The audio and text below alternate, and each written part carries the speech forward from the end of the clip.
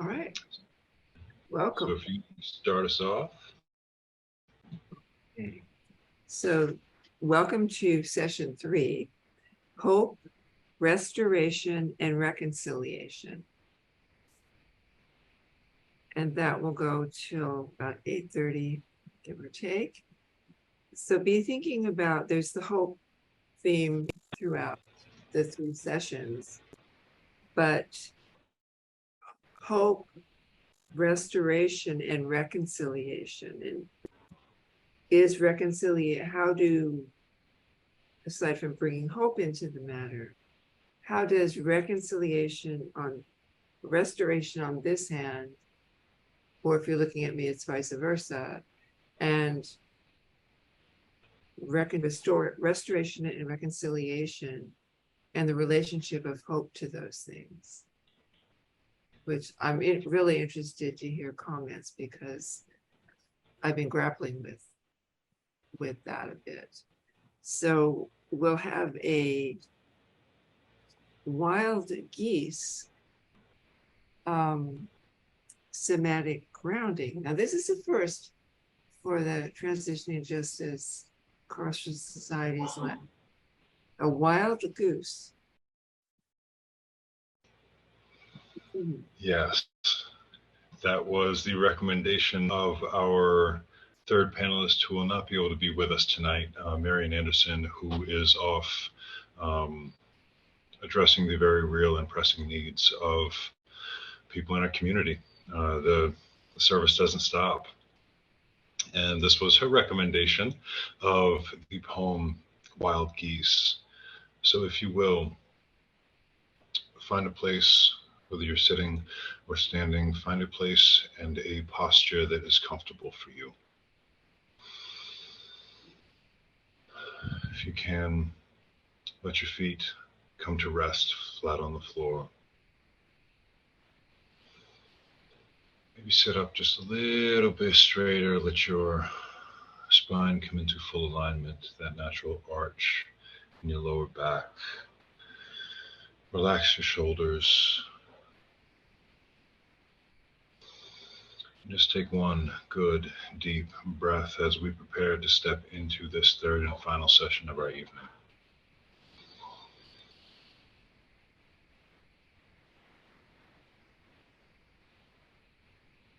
I would like to share with you Wild Geese by Mary Oliver.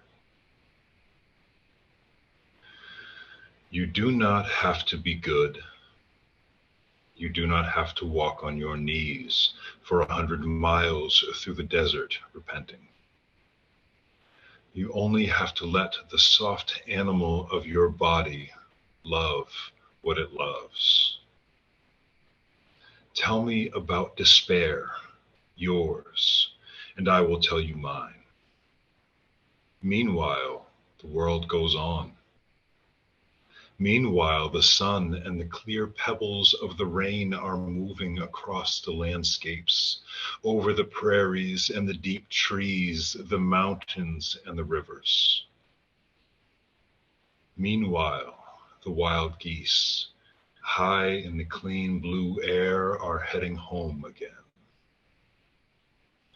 Whoever you are, no matter how lonely, the world offers itself to your imagination, calls to you like the wild geese, harsh and exciting, over and over, announcing your place in the family of things.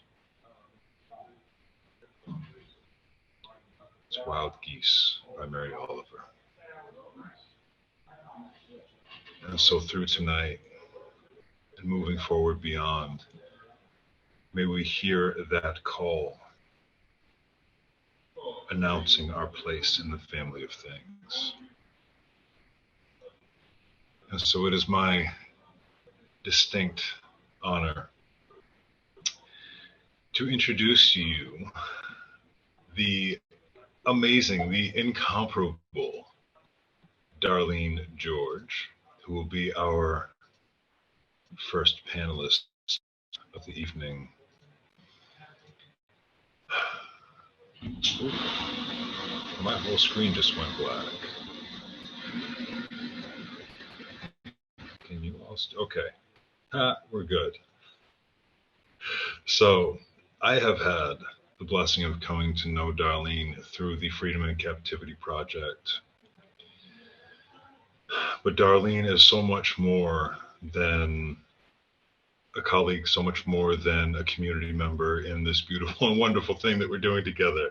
Darlene is a force to be reckoned with. She is involved, and she did an amazing job on Tuesday against Harvard in the MDOC debate, in the National Prison Debate League against Harvard. Folks who their job is to debate. Darlene stood up and held her own and told them to go sit down somewhere. And did an incredible job. And so she is also involved, as I mentioned, in a Freedom and Captivity class from the Freedom and Captivity Project of 2021, and has spent 8 years in the industries program at Maine Correctional Center, the Women's Center, learning laser engraving, digitizing, embroidering, sewing, heat pressing stuffed animals, and gravograph engraving. Say that 6 times fast. Not only that, she is a certified recovery coach and a mentor for 10 years. So thank you for the work that you do. And thank you for joining us this evening. Because I have had the blessing of hearing you speak and engaging with you and seeing the way that you inspire people. So thank you for joining us this evening. And I cannot tell you how pleased I am to be able to introduce my brother, Dan Fortune, incoming graduate student at the Carter School. Another certified recovery coach, a certified intentional peer support specialist, peer mentor and tutor, serves on the executive board of the only branch of the NAACP in Maine, which happens to be right here at Maine State Prison. He is a member of the Maine Prisoner Reentry Network and also a member of the Maine Recovery Advocacy Project. And as I mentioned, a graduate student here at the Carter School and member of the Transitioning Justice Lab. Welcome and thank you. Thank you for being you, and thank you for being here. And I cannot wait to hear what you have in store for us this evening. So we will hear our panelists do a little bit of Q&A and then hopefully go into some breakout rooms, come back, discuss, and then close with a poem of hope. So with no further ado, Darlene, take it away. Oh, sorry. Jumped the gun. Made you nervous for a second, didn't I? Yes, you Dan, did. start us off.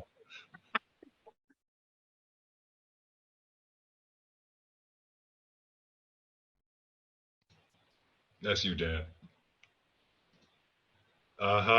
You are first. My bad. So, reconciliation, right? It's another heavy word. And I want to talk about all the different forms of reconciliation. As someone who was sitting in prison with a life sentence, I had to learn how to reconcile with myself. Who am I as a person? How did I get here? How did I envision my life moving forward? One of the things I had to reconcile with at first was I didn't like myself. I was not proud of the person I was. I was not happy. I couldn't look at myself in the mirror. I didn't know who I wanted to be and why I wanted to be that person. Victoria said something earlier today. She had to learn who she wasn't before she could learn who she was. And that just stood out to me because a version of me is going to die in this prison.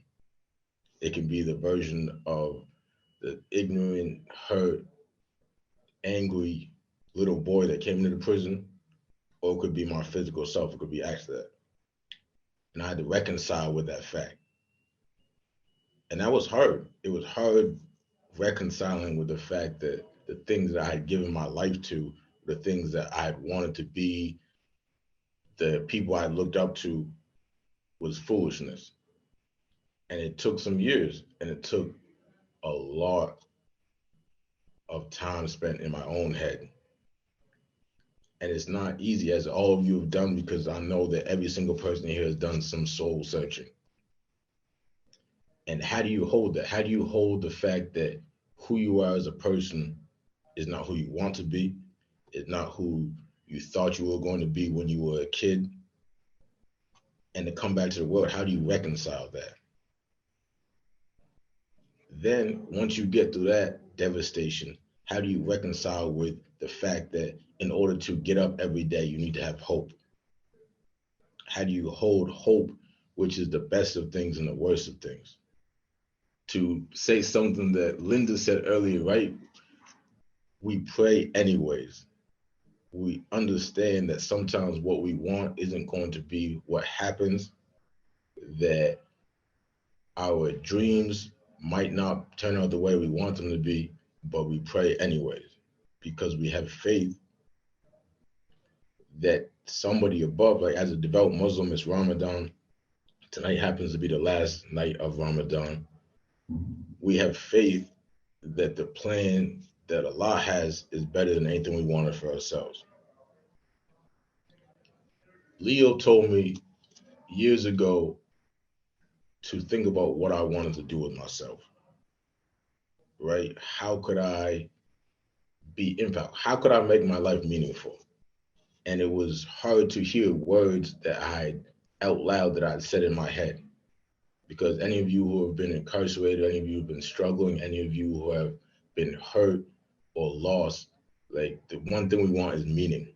How do we have meaning in our lives, not only for ourselves, but for other people? How can you look someone in the face and come to the point where you believe that you matter to them, that what you are doing in this world has an impact? So after much soul searching, I found my purpose, and it has changed my life. What I want to do is help people with trauma. As someone who has suffered trauma and not wanting to accept that, right? My childhood was interesting to say the least, but I just thought it was my childhood. I never thought, oh, this is abuse or this is that, this is that. It was just the way I was raised, right? We just got through it the best we could, and we didn't make excuses for it. We definitely didn't talk about it. So how do you reconcile with what happened to you was trauma, and that it's okay to feel the way that you feel? That just because you feel that way doesn't mean that it's not going to be better tomorrow, but reconcile with the fact that the only way it's going to be better, maybe not tomorrow or next week or in the future, is if you accept that pain and accept there's ways to be better, right? To deal with it. Like you can't ignore it, you can't shove it down, you can't refuse to accept it. Like the only way to get through it is to get through it, to do that hard work of every day. Oh, this is what happened. This is how I feel. This is why when someone says X, Y, or Z to me, I react in this way. This is why when I look in the mirror and see this person, this is why I feel the way it is. This is why when I watch a movie or read a book and find that comfort, like this is why it happens, right? This is why I can lose myself in a book for hours and days and not think about life, because whatever the reason may be. And reconcile that that's okay. That's not necessarily running away from life. That's allowing myself a period of rest. When I speak about my purpose, I've come to believe that there's 5 things that define us as people, that define our lives. And the first one is subjective. As a believer, I firmly believe this, but I also know that not everybody is a believer. I believe that if you know, love, and submit to Allah or God, if the next thing is how we have been loved. The third thing, how we have loved other people. The fourth, how we've been hurt. And the fifth, how we have hurt other people. I believe those 5 things define our lives. And if we go back and look at the major moments in our lives, they were a result of, at the very least, one of those 4 things. how we've been loved shapes how we love other people, because love is something that is taught. How to express love is something that we are taught. How we have been hurt shapes how we hurt other people, because we might find that what we think is love, or what we think is acceptable, or what we think is what we deserve, is because of how we have been treated. So for me, seeing all the trauma in the world and realizing that I might not help, right, very many people, but if I can help one person, right, if I can make a difference in one person's life so they understand that they are not alone, that they are not suffering by themselves, that they are not unheard or unseen, then I've done something. And that's scary, right? Because it's like, who am I as this person that I can have an impact on other people? Who am I as someone who has been through the things I've been through, or done the things I've done, that I can have an impact on someone? And that brings me to one of my favorite quotes. And I'm not going to read the whole poem, but I believe this will be familiar to most of the intellectuals here, because we have all heard these words at some point or another.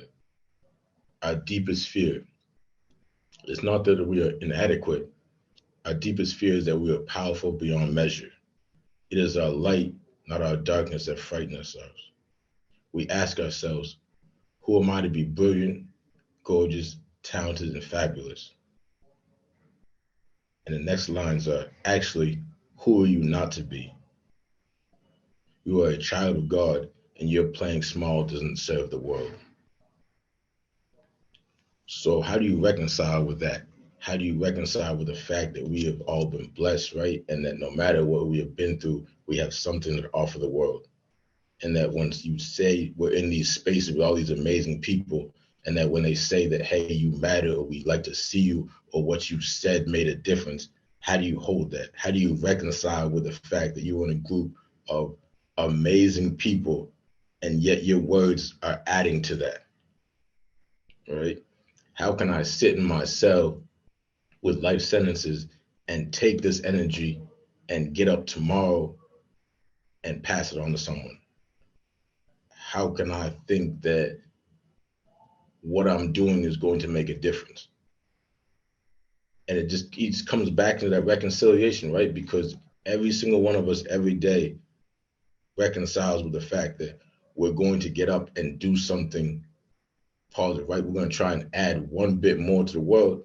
And it might not be our day. Leo talked about it earlier, right? How do you say, man, it's not my day today, right? It hurts. I hurt. I'm tired. I don't want to do this today.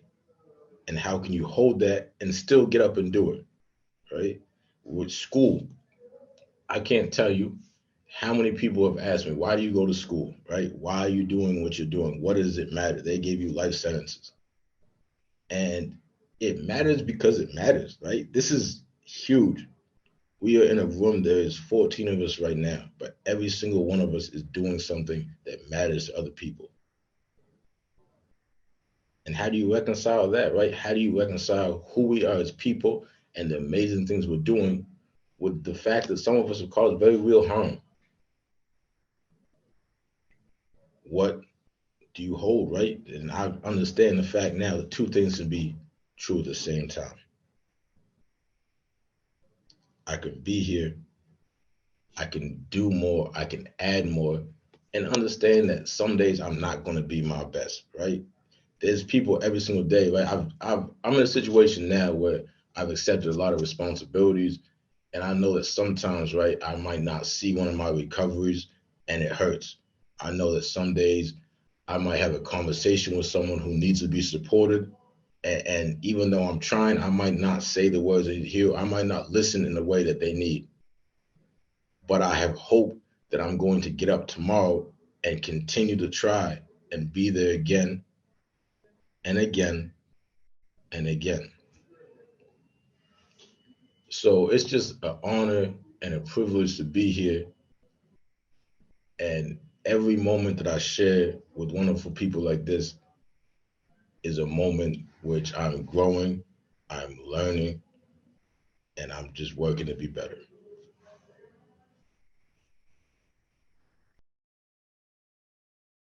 Thank you. Yeah. Whew, okay. And to walk with you on that journey, brother. Thank you. Miss Darlene, take it away. All right. Dan, I don't know how I'm pull off this now after you went first. I should have went first. All right. So good evening, everyone. My name is Darlene George. I'm a resident here at Maine's Women's Center facility. I'm honored to be here this evening to express thoughts, opinions, and shared truths. I have a quote from Harriet Tubman that I use with the women when I'm mentoring or doing recovery coach that I'm going to read. It says, every great dream begins with a dreamer. Always remember, you have within you a strength, the patience, and the passion to reach for the stars to change the world. I chose that because most of the women here lack the one thing that is the first word in our beginning our sentence for this evening, hope. The real fact is we're hoping to restore and reconcile all aspects of our lives.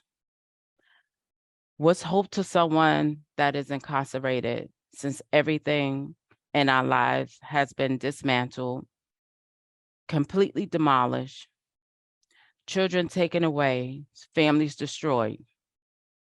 Watching mothers in here say they last goodbyes to their children is the worst thing I've ever seen.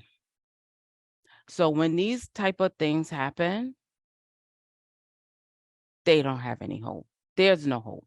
There's no hope. So it's like, okay, now how can you try to instill or invoke some type of hope into people that are not holding on to anything?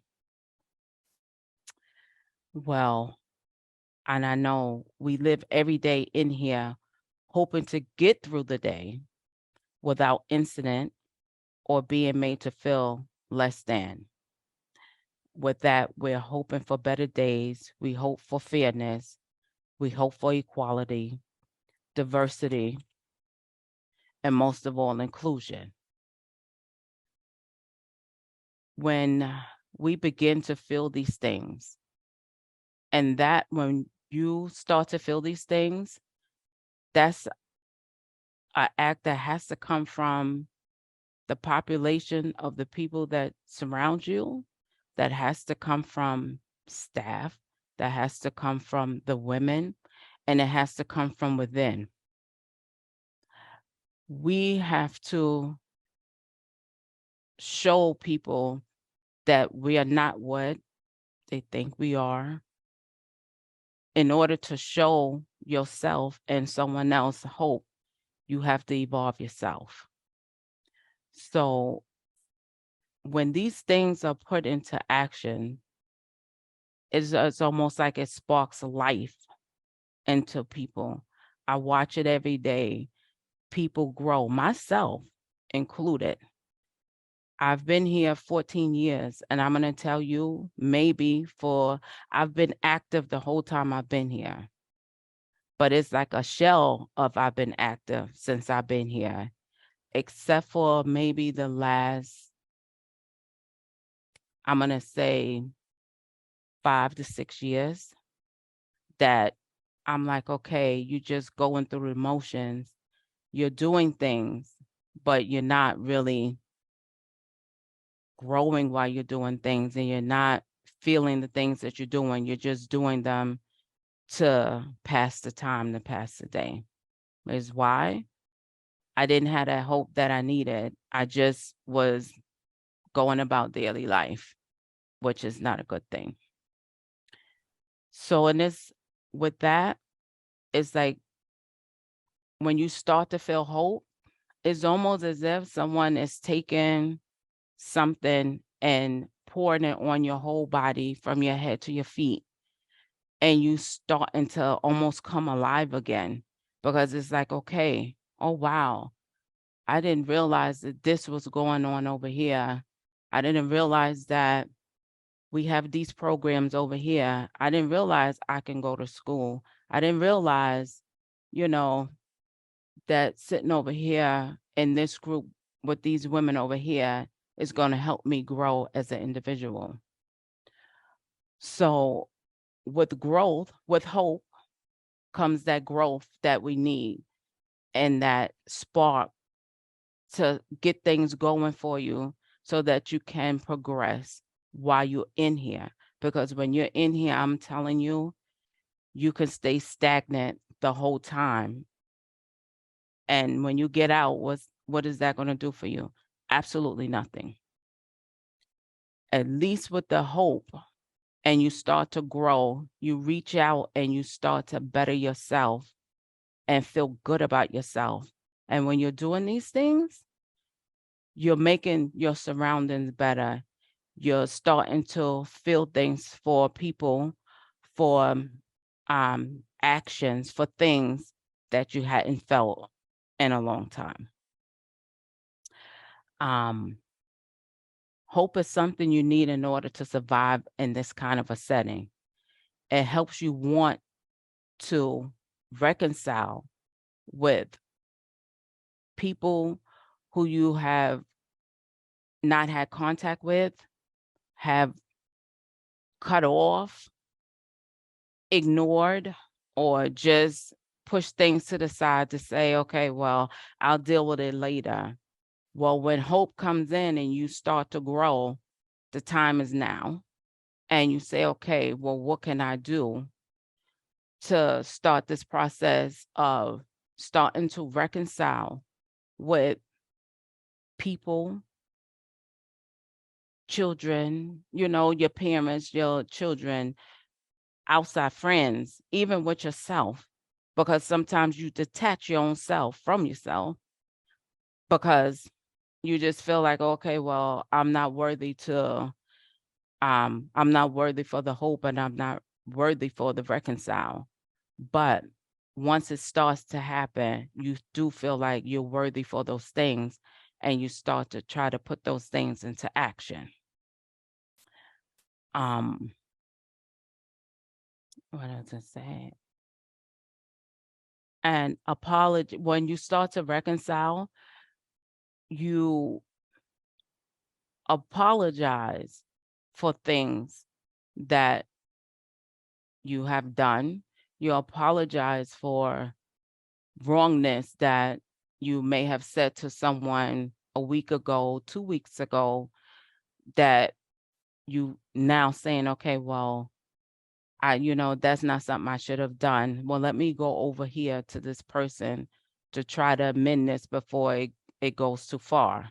Because now you start to care about things, because you got the hope, you're starting the reconcile process, and now things matter.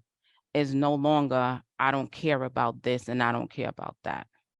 Is that you are in that caring phase, and you care about what you're doing and what you're saying and how you make people feel. And it does matter.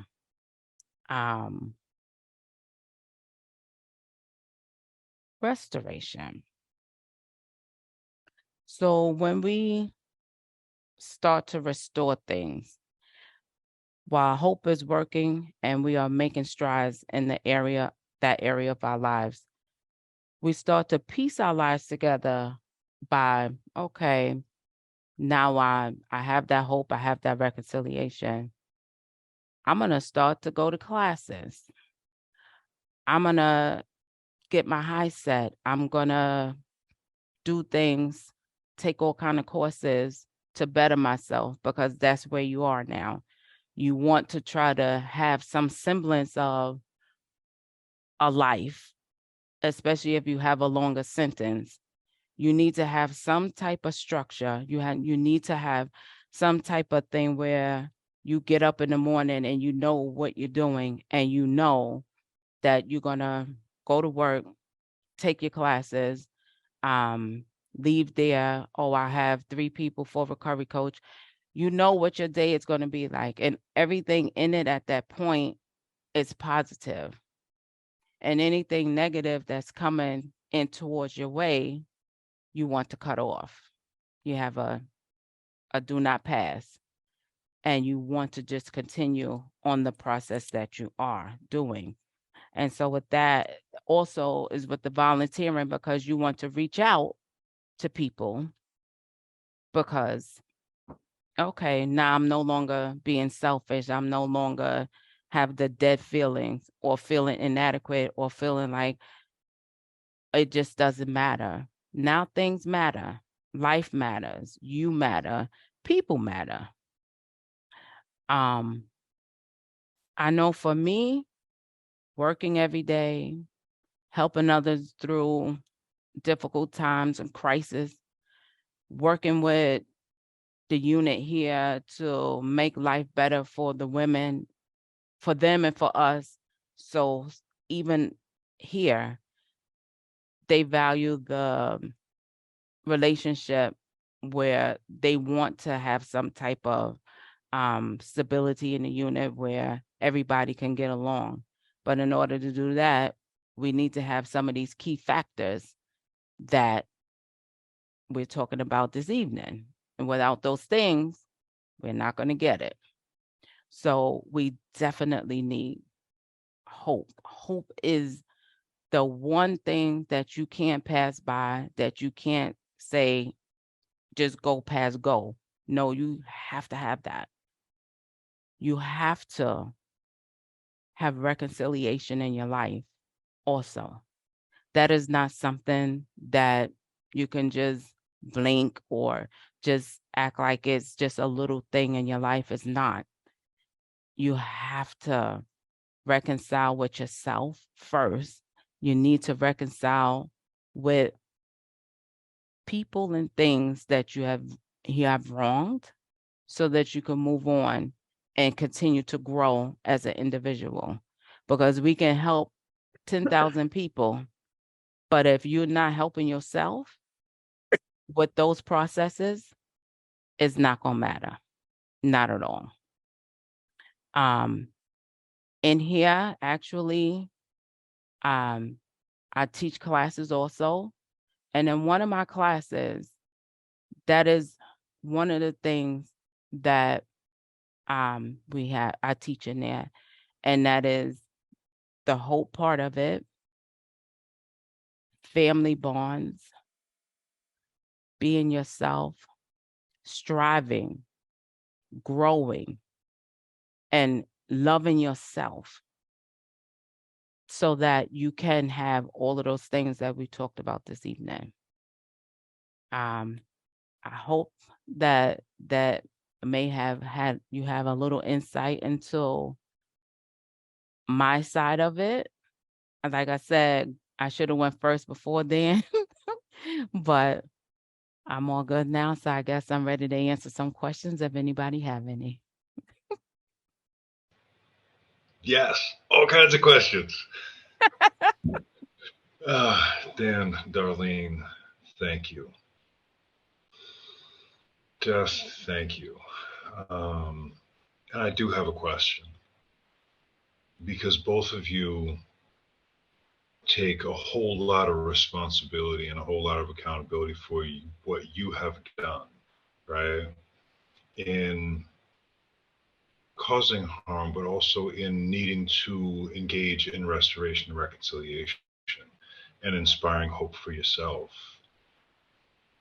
But as someone who has had to do these things, I know that it's not just all, it's not personal responsibility. Yes, there's an aspect of personal responsibility, but for me, one of the big questions that I would like each of you to speak to is what systemic obstacles have you had to overcome or that you still need to overcome or actively overcoming in order to be able to live from a place of hope? in order to be able to engage in this reconciling with yourself and this restoration that you've experienced? What obstacles do you have to overcome and have had to overcome in order to be able to do this at all, let alone wake up every day with some hope? Okay. Okay, for me, here, racism is a big thing. Because besides all the baggage that you come in with and you get here, and that's another barrier. So that's another cross that you have to walk with. So chipping away at that while here, working with staff and just personal conversations with people, explaining things, digging is honestly, it's taken more than 10 years for me as a Black woman to be able to even get things that I need for myself in here. It's taken 10 years to get diversity class in here. It's taken quite some time for them to even sit at the table to have a open conversation about it, because the one thing that they say, I don't see it. If they didn't hear it, it doesn't it's almost like it doesn't exist. It does exist, and it is real, and it needs to be dealt with. So we are actively working.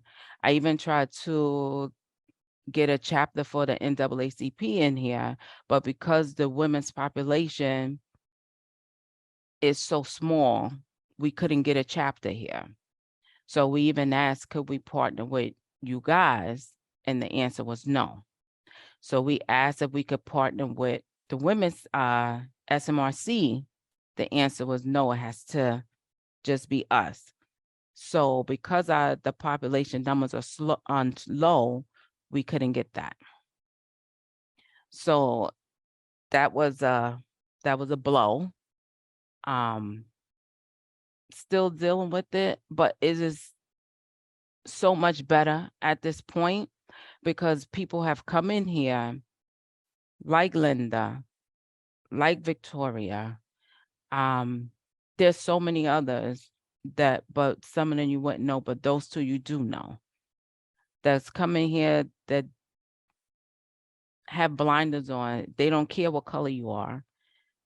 It's about, if I like you, I like you. It has nothing to do with your color, has nothing to do with anything. And if there's a question, they will definitely come to you to say, hey, can I ask you a question? And they'll get an answer.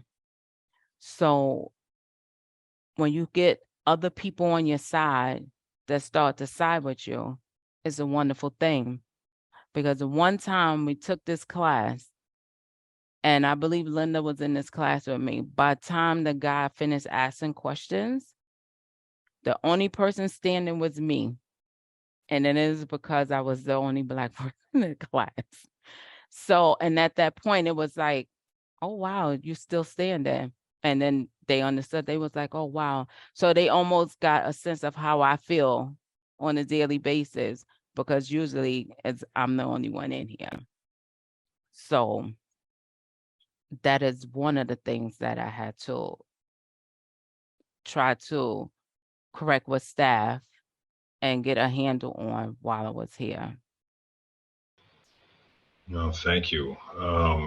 Because there's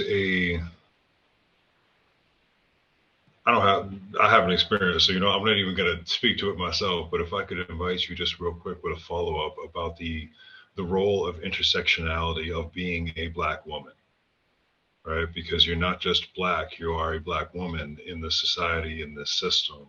Mm-hmm. And so, how does the intersectionality of that play out in this particular situation that you're in overcoming these obstacles?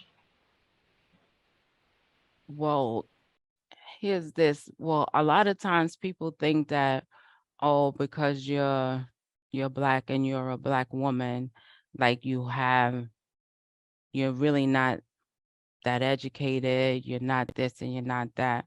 Well, I'm going to speak and attest to the fact that I'm very educated.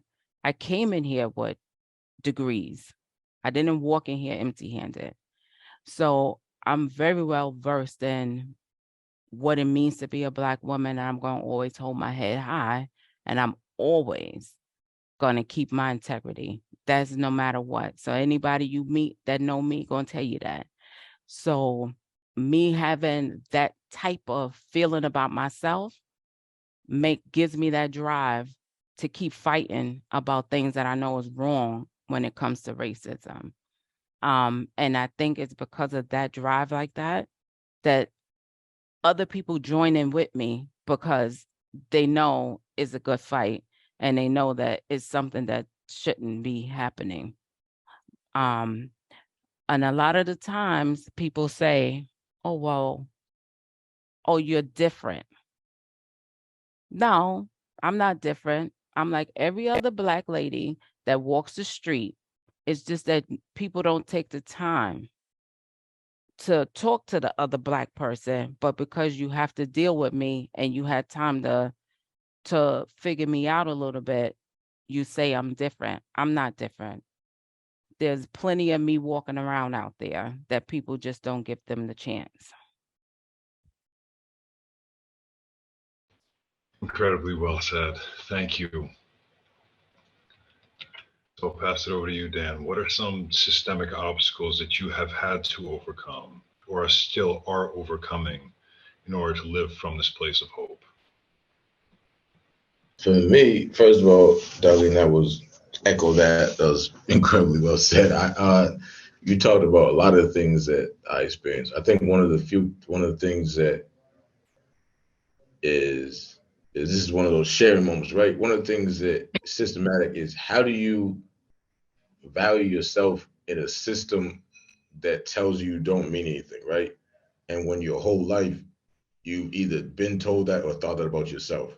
And when you come to those awakening moments, you're like, oh, I do have value. I am a human being, right? I deserve X, Y, and Z. And you're trying to instill that in yourself when the powers that be around you are like, no, we don't recognize that. We don't recognize that. Like, there's no room for awareness. There's no room for self-love here. We need you to stay in line.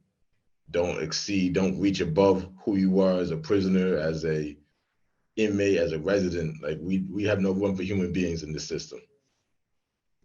So that is a daily struggle, and I imagine I'm not alone in that. It's probably happening to every one of us at some point in our days. Another thing, as a Black man who has the blessing to be probably more highly educated than most of the COs, and without a doubt, with the exception of Leo, and now I think about Leo more educated than the rest of the brothers in here. So it puts me in a situation where the guards and most of the inmates only know Black men from music videos, TV, some of the brothers who have made the choice to come up here and sell drugs. Like, so they automatically put me in a system, right? That, oh, you're about this, or you're about this, you're not about this. So, and then sadly, some of the brothers, we do it to ourselves.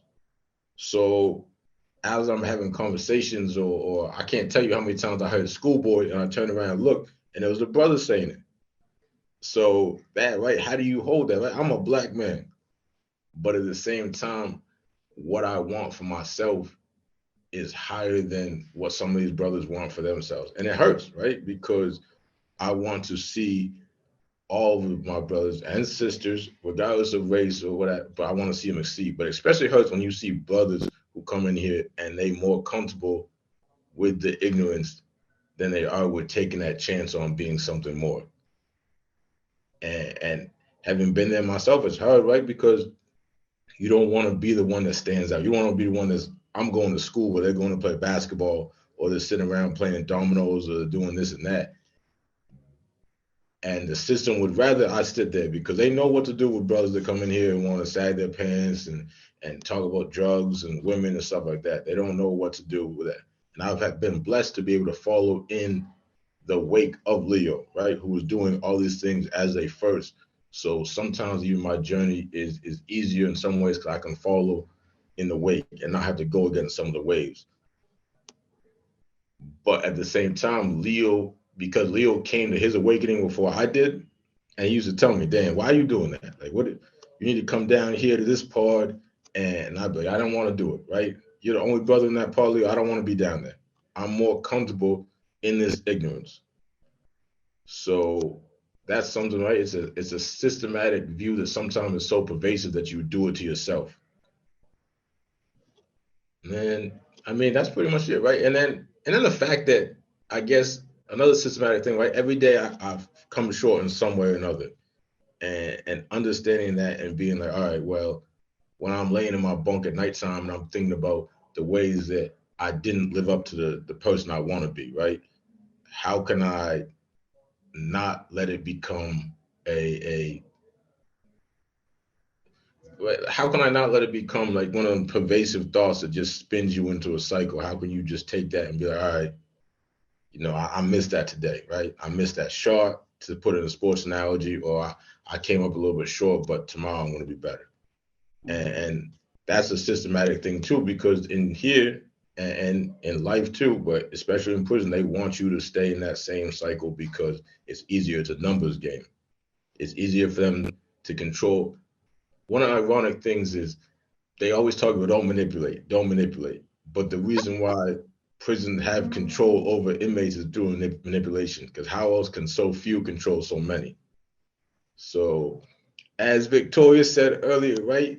Understanding the system, right? And to excuse my language, we had a conversation in one of the groups, right? And we all here, every single person here has had a situation where you had to know and responded in your mind, and then now verbally and through action is, what the fuck is a no?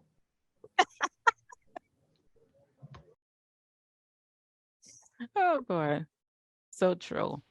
But then too, a lot of times, some of these young guys, they can't do better till they know better. Just like you, when you weren't ready when Leo was ready. And even though he was trying to get you to go, you still wasn't ready. But when you was ready and you saw that hope, what happened?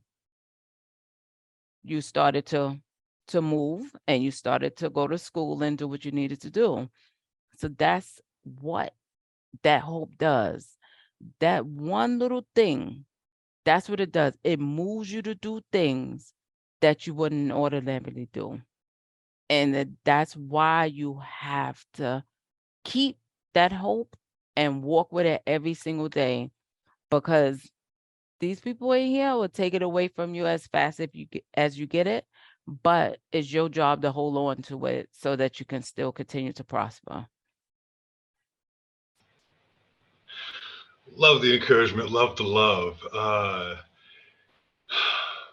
Thank you.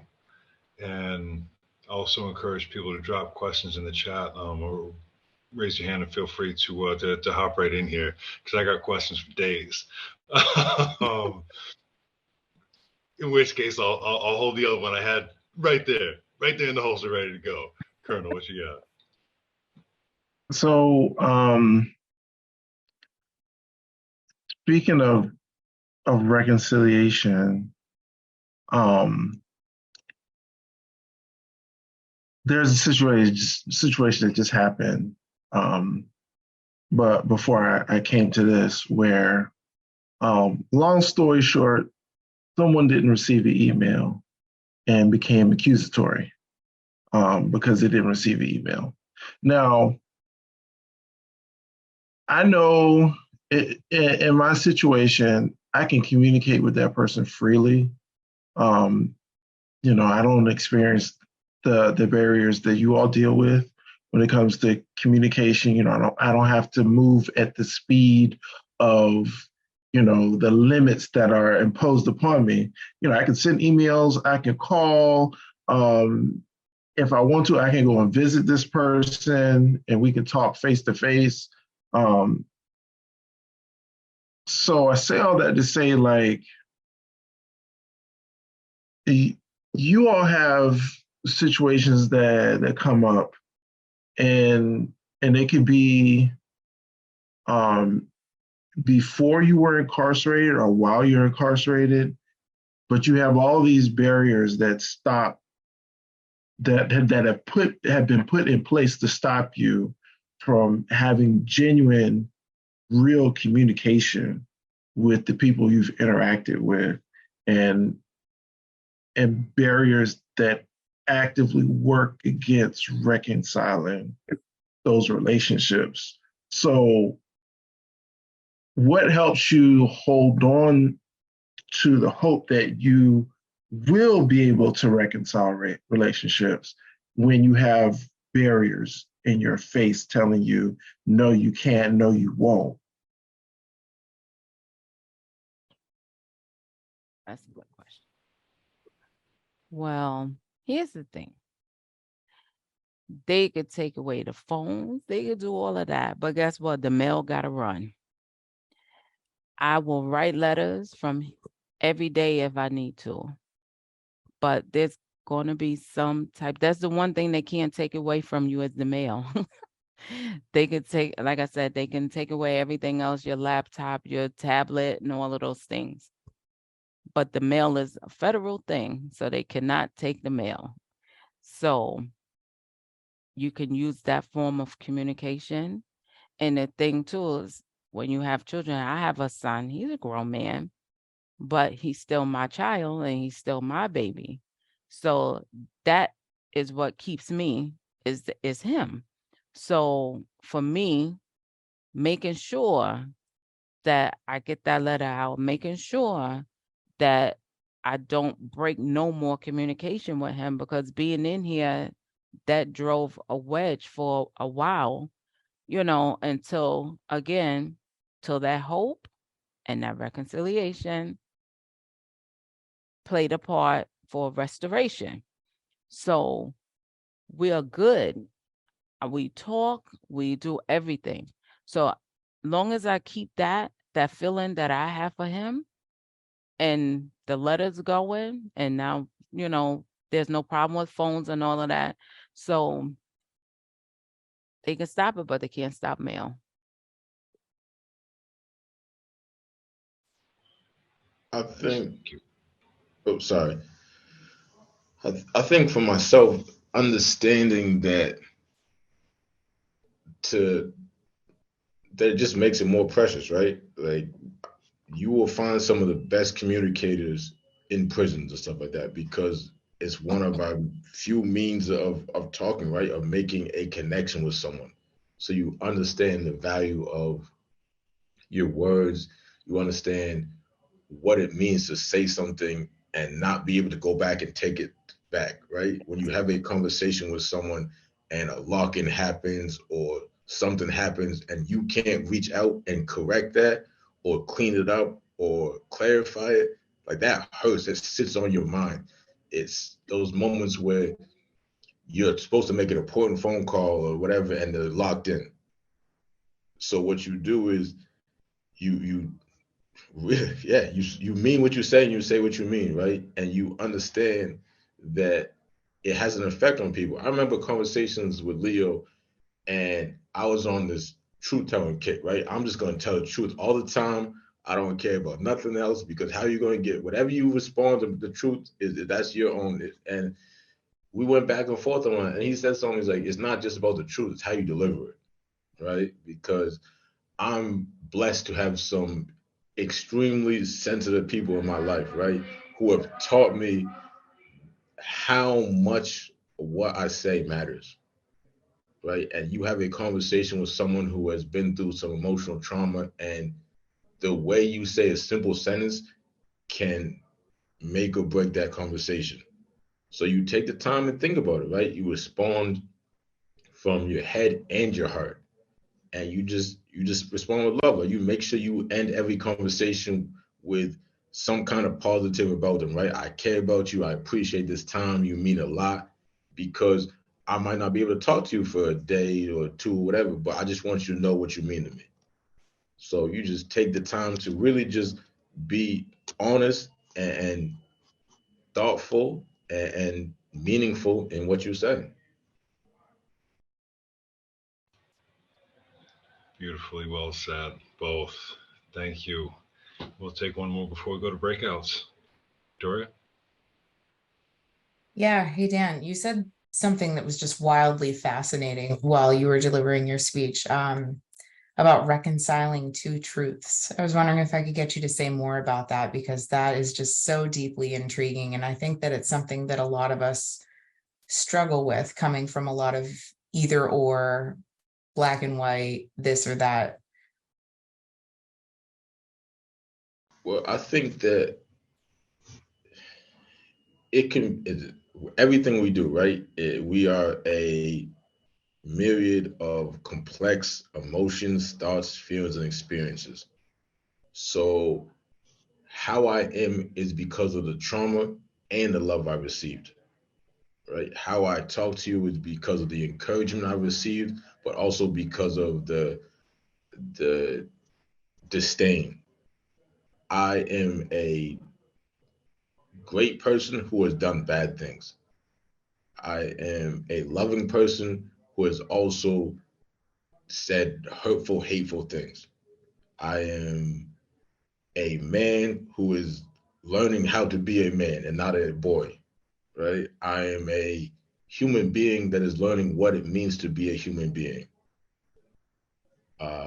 I'm in transitioning justice when I don't know much about justice. And my experience with justice have shaded me to the point where I don't know if that's what that word really means, right? I'm in freedom and captivity, family, when the people I thought were family and what I thought was family is not family. So every day, like we come to certain things. I'm more free spiritually, mentally, emotionally in a circumstance where I'm doing a life sentence than I was on the street. Right? I think that it just comes down to the fact that it's okay to have multiple feelings, to be confused, to be angry, to be hurt, to be happy, to be sad, to be human, right? I think reconciling the two different truths at the same time is being human. Because I can be amazingly happy that I'm here and sad about something else that's going on in my life. Right? I can understand the blessing that sitting here in this group is, and wish that other people were here, but happy that I'm here instead of them. You know what I mean? Like, it's just, I think that's just being human, Victoria. Like I think you said some things before about, oh, to quote one of your own self back to you, right? We were in the breakup room. You said that you had to come in here and lose a lot of things to gain even more things.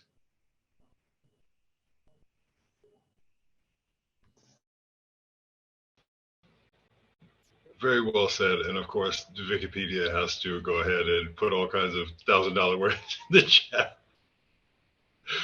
Thank you. Yes, Dan perfectly described the disillusion of dualistic illusion. Oh, beautiful. And so, with that, we can transition to our breakout rooms. Thank you, Dan and Darlene, for being who you are and engaging how you do, and for being so real about what it is that it actually takes to show up day after day, morning after morning, when everything else says don't. So,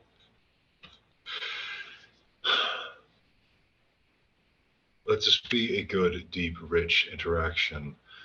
We'll have two breakout rooms.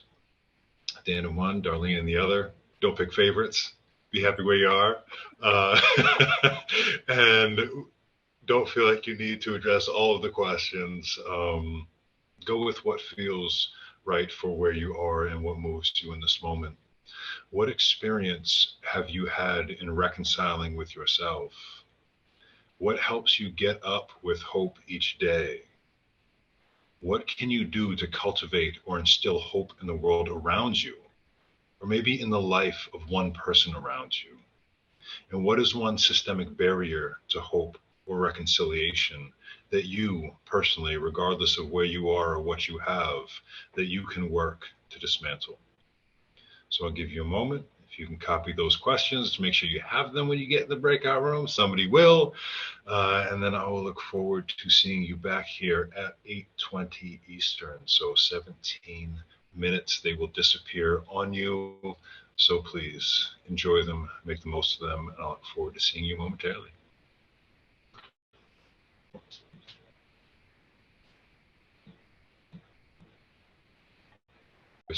Leo, could I say one thing before you say that? Because we just kind of had a hard transition. Someone in the group was sharing. I just wanted to say thank you for sharing. Thank you for opening up and trusting the group. Thank you for allowing us to get to know you better. My heart aches for your experience, and you are not wrong in your feelings. And thank you for coming to space and allowing us to share the space with you. Thank you. I'm sorry, I missed part of it, so I wasn't, was that something, since we got cut off, were you referring to what I was saying? Yeah, I wasn't gonna put you out there, but I just want you to know, like, oh, okay. It meant the word to hear with that, to be honored, and for you to be in that space and share with us. And again, like, just the only thing I can say is that your emotions are your emotions. How you have every right to feel however you feel, and safe place. I mean, I feel connected to this group a lot. I feel connected to Leo a lot by the experiences that I share. And again, it's I was telling back in the breakout room that it's hard for me to share. And it's the once in a while that I get to share my experience with incarceration. And I have to feel that there's some authenticity and honesty. And when we were in the breakout room, because you are vulnerable, because you put yourself out there, I was able to do that as well. And so that in itself creates hope, right? Mm-hmm. And that's how hope grows. So I really appreciate you all listening to it. And thanks for putting me in the spot too. I'm just kidding. Rightfully so. Cannot tell you how much it means to have that be the welcome back, to know that this was a space for sharing and courage and safety and community. That is amazing. So welcome back. As we draw to a close, be very interested to hear a few voices share. I don't know how you're going to follow that, but please do. Yeah. How was it? What came up for you? Darlene? Okay. So in the group that we were in,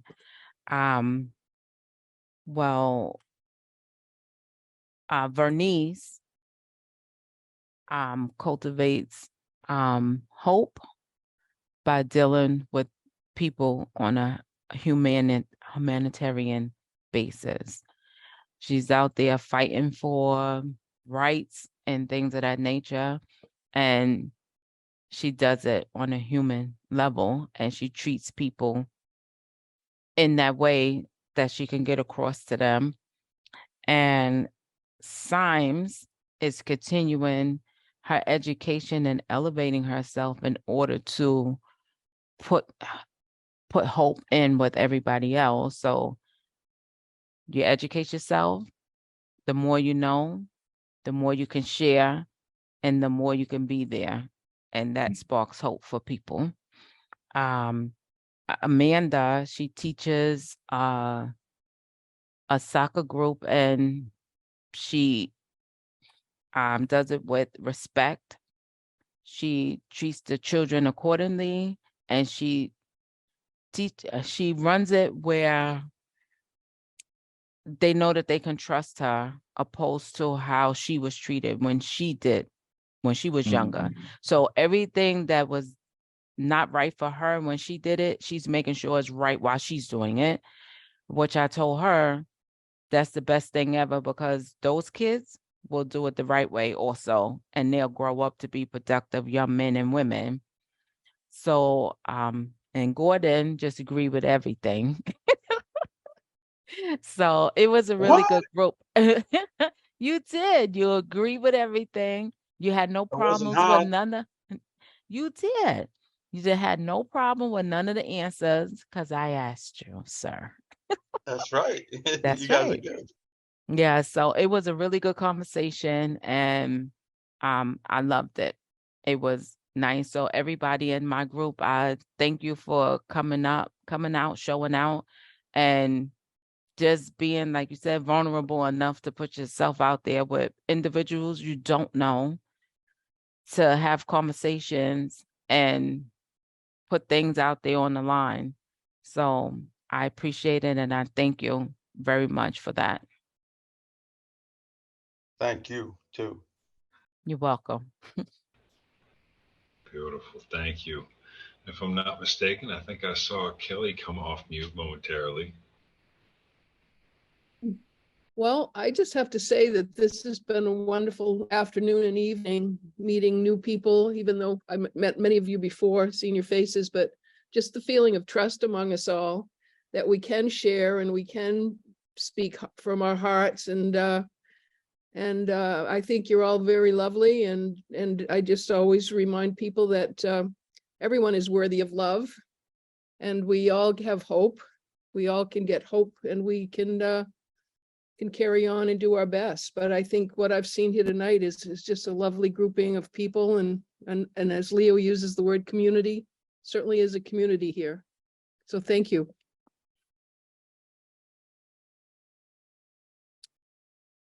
Thank you for lending your voice.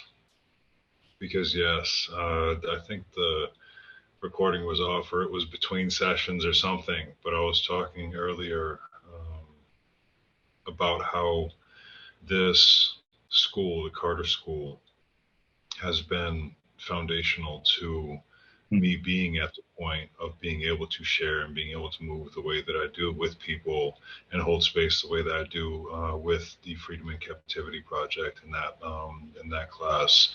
That it started here. It started with Kelly before here, but this support group here, this community here, Anna and Patricia and Amanda and Bernice, Colonel, even though he's been abandoning me for 2 years, that this here is something really, really special. Lane, yeah, we're doing something very real. And so thank you, Dan and Darlene, and everyone who showed up tonight and leaned in to these rich and meaningful and powerful conversations. And those of you who stuck with it from the beginning, from 3 o'clock, here we are. I really hope that this was the fastest 5.5 hours of your life. That was the goal. Thank you for sticking it out. And with love, I will close our session with a poem called American Reconciliation by Mairead Gary.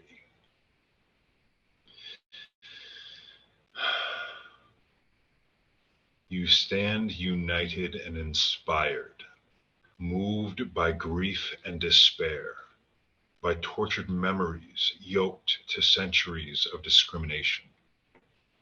You search for lasting change in the middle of a broken world, longing for peace and justice on a pilgrimage toward equality. Today, let reconciliation take root in the recognition of your pain, your suffering, and your loss on a path you never freely chose. May your truth and light restore our broken bonds and tarnished trust. building a bridge of hope over a river of prejudice and blame. May the sadness of our past empower the possibilities of our future, where we flourish as one nation, connected by the potential of our shared dreams. And so with hope and restoration and reconciliation and renewal and recovery and healing and community and all kinds of love, may we come off mute and say goodnight and goodbye, and until next time, thank you for tuning in. Yes. Good night, Thank guys. you. Good night, Thank you. everybody. Everybody. Good Good night. night. Dreams. Good All night. love, thank you. Yeah, good night, Dan. you. Thanks for being Good my night, partner. Darlene. Good Good night. night, Victoria, Lexi, Kelly, Leo, Patricia, Anna, Bernice, Amanda. Good night, everybody. Gordon. Oh, yeah, yeah. Night, night, night. Good night, family. Good one. Good night. 7.5 hours.